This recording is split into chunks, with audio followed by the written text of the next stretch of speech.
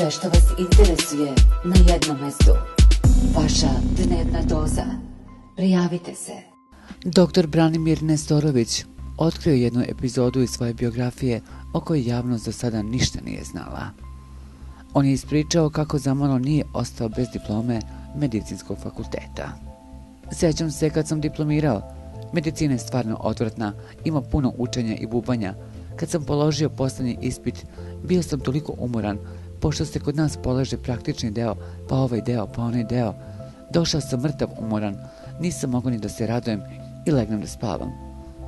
I sanjam da se budim ujutru i stiže telegram sa fakulteta da sam ja propustio neki ispit kada su sve sabrali sa druge godine i da nisam diplomirao i da mi poništavaju sve. Ja sam skakao po krevetu, a majka me pita šta je, a ja kažem pa ovaj telegram što je stigao.